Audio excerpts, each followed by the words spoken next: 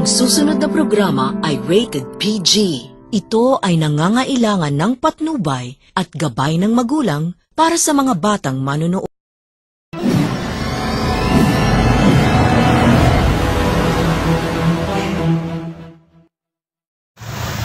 Magandang umaga po, Pilipinas, po, Batangas. At dito po sa lugar po ng Santo Tomas City, Batangas, sa Barangay San Bartolome, Santo Tomas City, Batangas, ayun pong umaga, October 19, 2023 ay nagaganap po ang parade o pagparada po ng mga tatakbo sa local eleksyon. At tatakbo po bilang kapitan at mga konsihales, SK chairman at mga konsyales na mga SK. So yun po, at sa mga oras na ito ay mag-uumpisa na po ang kanilang motorcade, ang kanilang pagparada sa kabila po na malakas po ang patak ng ulan. A few moments later.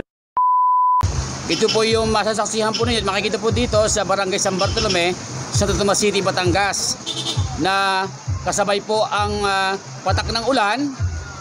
At ngayon po ay may ulan, ay patuloy po ang pagparada ng mga kakandidato dito po sa Barangay San Bartolome. Yan po ang Team Joy.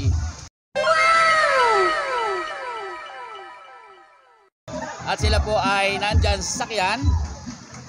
At yun po ang kanyang mga convoy.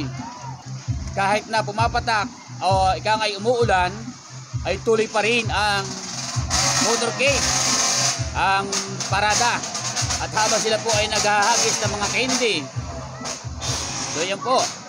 At hindi po akalain na sa araw na ito ay umulan ng ganito. Ika nga po, ito po ay blessing sa lahat ng mga kapitan, sa lahat ng mga tatakbo dito sa Halalan 2023. So yan po ang grupo po ng Team Joy Joffrey Malagit. Ayan. Yan po sa kanluran. Ika nga po ay hindi po hadlang ang ulan.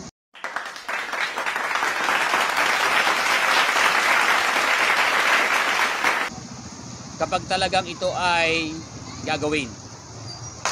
A few moments later.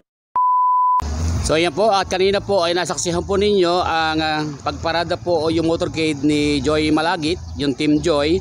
At ngayon po sa mga oras na ito ay inyo po masasaksihan. Ito po yung pangangamay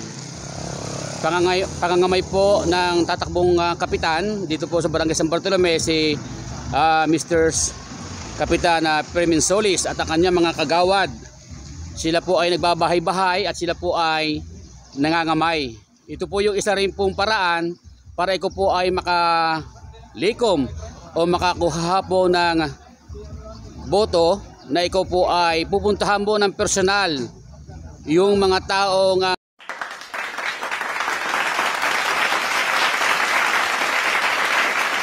po ang kanilang grupo. At ayun po si Ginoong Fermin Solis, ang tatakbong kapitan.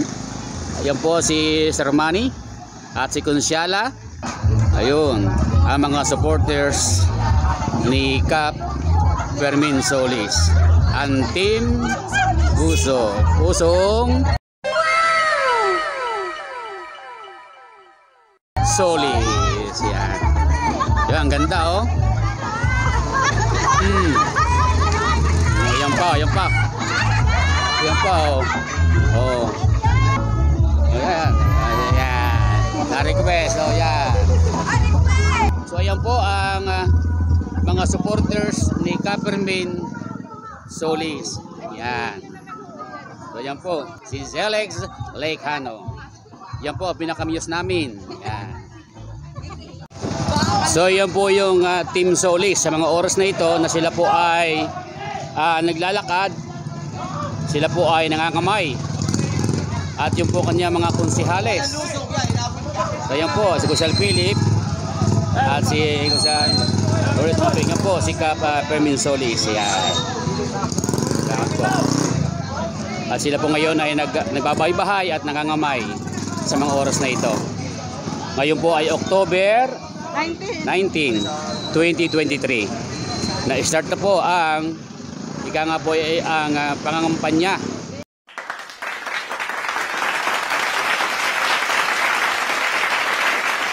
Darating pong halalan, sa darating pong eleksyon ay magkakaroon po ng kambansing o bilangan at malalaman po kung sino po ang mga nanalong kapitan at nanalong mga konsyales at nanalong SK chairman at nanalo din mga konsihalang SK chairman. So yan po at magandang umaga po sa inyong lahat. Ito po ang inyong kaibigan, kabayan, kabalikatan, Kuya Edgar Makata ng Santo Tomas City, Batangas.